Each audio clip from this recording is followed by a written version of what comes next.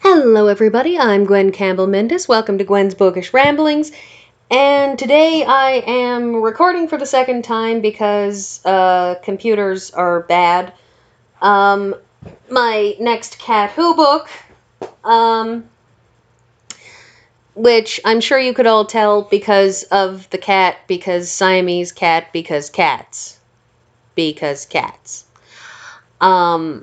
You may be surprised to learn that in spite of the fact that I'm allergic to cats, I like cats because cats. Yeah. So, let's talk about the actual book, The Cat Who Tailed a Thief. So the title of this one is, as with a lot of these, is perhaps not entirely on point. I mean, there's a thief, Coco does things with thief, and, tail wordplay, it's a thing. But, yeah, so, this particular copy is my own copy, which you can tell because I left the sale sticker on it, because when I was scanning it, I realized I'd left the sale sticker on it, and I didn't want to spend 20 minutes trying to peel the sale sticker off and get all of the sticky stuff that would be left behind, because I've had this book for, 10 years now, and honestly, I don't really want to be trying to, peel off stickers that old because they never come off well. Yeah, this book should have cost me $30, but I got it for $6 because I got it at, a Remainders Indigo store back when they had stuff like that. Back when bookstores really meant something. Anyways, so Cat Who Tailed a Thief. The thief refers to Danielle Carmichael, who is the widow of Willard Carmichael, who gets murdered basically nearly at the start of this book.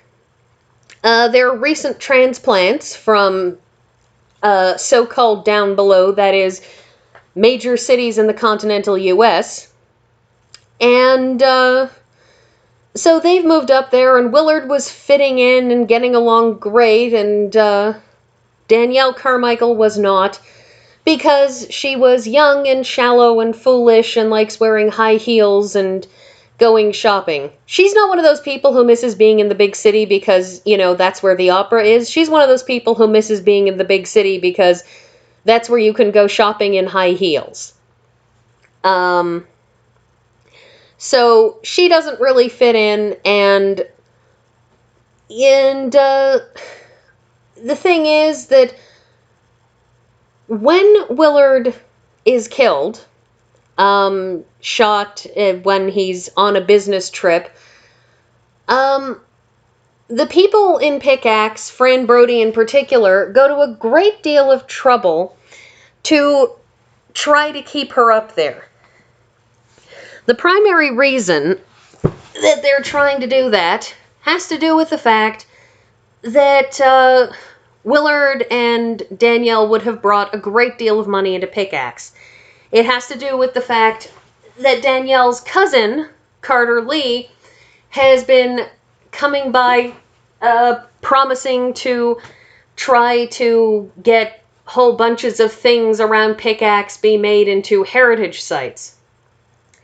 Because there are a lot of buildings in Pickaxe, 100-year-old buildings, 200-year-old buildings. They're buildings that date back to the pioneer days of America and have all kinds of antiques in them and that kind of thing. So they're the sort of building that's ripe for being declared a heritage site, and Carter Lee keeps on claiming that he can totally make that happen. Just give him a chance and he'll make it into a heritage site.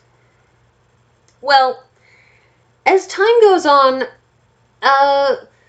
Carter Lee starts to show one or two slightly more unsavory sides. One of the problems is that we discover partway through the book that he's actually been stringing along a nice young girl named Tammy. She's got a young son, and Tammy was totally sure that he was going to, uh, marry her, be her son's new father, and then it turns out that he asked Lynette Duncan to marry him.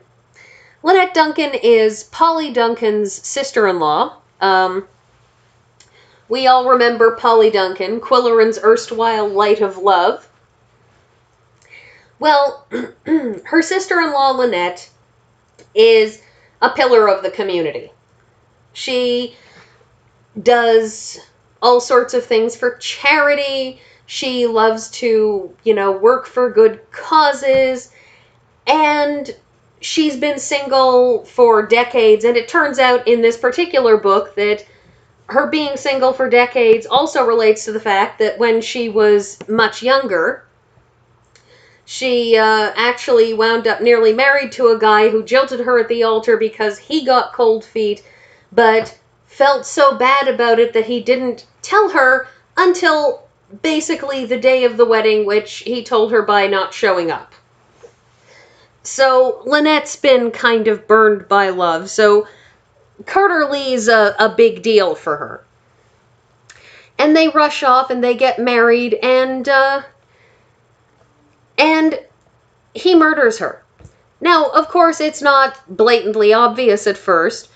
The wedding seemed a little hasty, but Lynette seems like the kind of person who wouldn't want her wedding to be a big deal after being jilted at the altar that time. But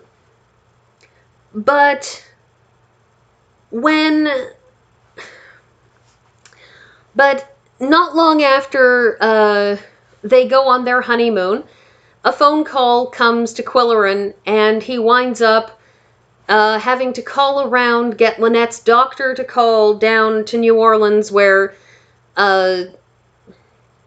Lynette is having her honeymoon, and they find out that she has died ostensibly of food poisoning. But it's more than that, because Carter Lee doesn't arrange for her body to get flown home, which is what she wanted. He doesn't arrange for any of the things that she would have wanted.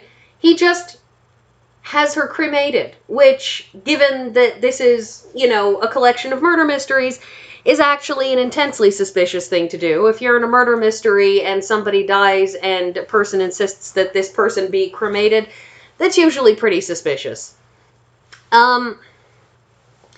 But, so, Lynette dies, and that's really where the book sort of goes for broke in terms of the point where Qwillerin really starts solving the mystery.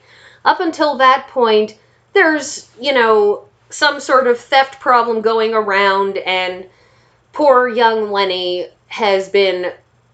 We all know that Qwillerin's suspicion that Lenny was falsely accused is correct. And, which is where the cat who tailed a thief thing kicks in. But it's not until that point that, Qwillerin sort of kicks into high gear in solving things. It's not until that point where he realizes things like that Coco has been knocking over the book entitled The Confidence Man over and over again. And what he realizes is that there is one person in Pickaxe right now who seems likely to be a con man, and that's Carter Lee. So, Qwill decides to set a trap, which he does using his plans for a book, the only book in this series that Qwillerin both threatens to write and actually gets around to writing. I think mainly because he doesn't have to actually do most of the writing. That book, which was written as a weird spin-off tie-in novel thingy, is, it's something like Long and Tall Tales of Moose County. Short and Tall Tales of Moose County, that was it. Anyways, so, since Short and Tall Tales has actually been written and published, I will at some point in the course of doing these books get around to reading it. But one of the ongoing themes from this point onward is Qwillerin collecting tales for that.